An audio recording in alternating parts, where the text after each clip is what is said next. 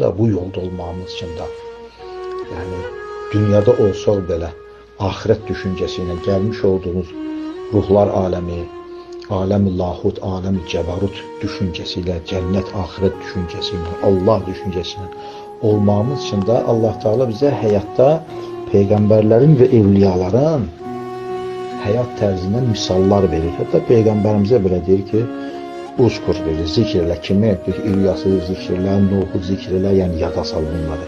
Deyir Allah Teala, məsələn bu Qurban bayramıdır.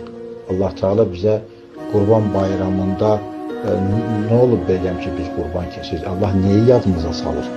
İbrahim peyğəmbər yadımıza salır da, İsmail peyğəmbər yadımıza salır.